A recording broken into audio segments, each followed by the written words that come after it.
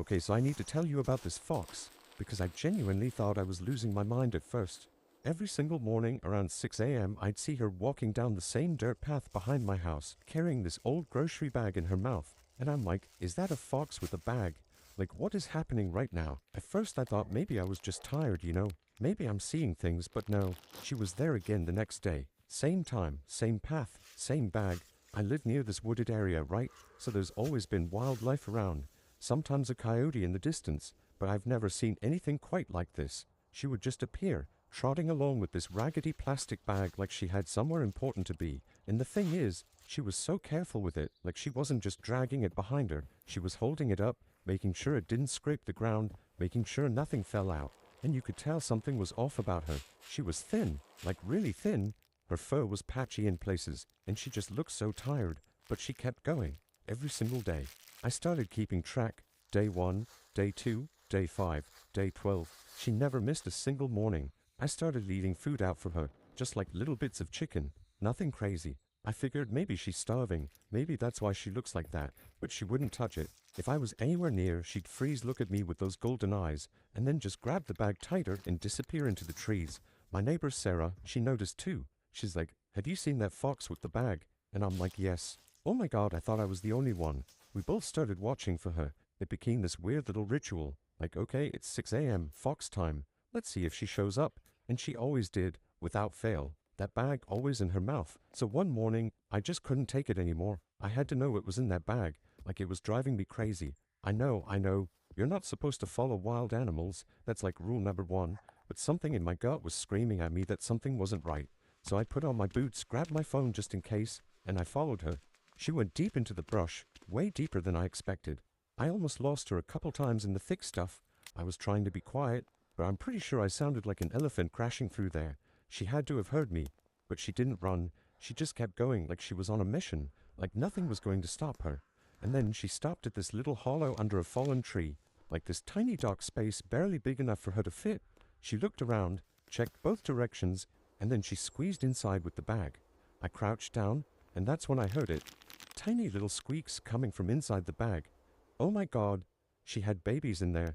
She was carrying her babies in that bag. I completely froze.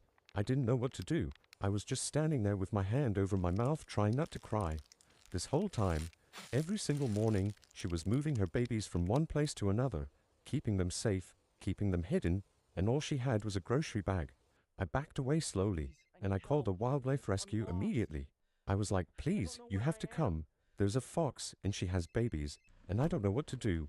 They were amazing, honestly. They came out that same afternoon with this whole setup.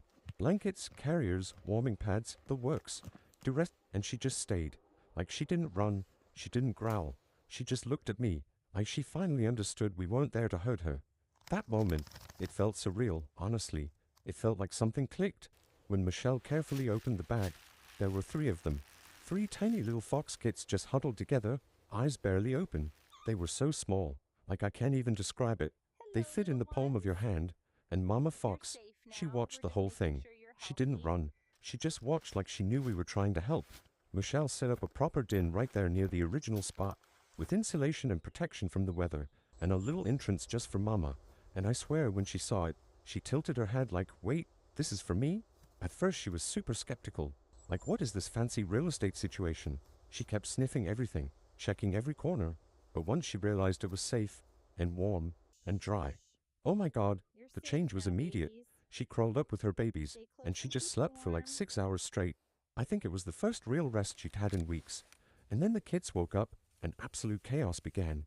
They were tumbling over each other, biting Mama's ears, climbing on her head. She'd bring them little sticks and leaves to play with, and they would just destroy everything. There's this one kid we started calling Bandit because he was always trying to escape. Like, sir, where do you think you're going? You are literally the size of a potato. And his sister, we called her Maple. She was the dramatic one. She would scream for food even when she just ate 5 minutes ago. The audacity.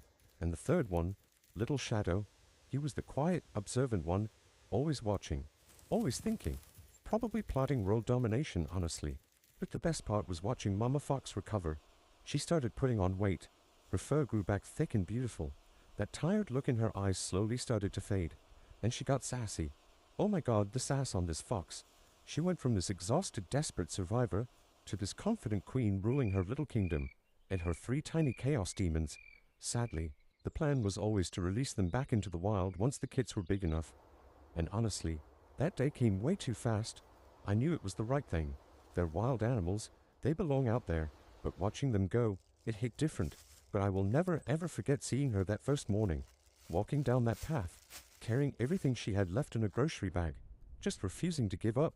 She didn't have a din, she didn't have help, she didn't have anything, but she had love, and she had that bag. And somehow, that was enough.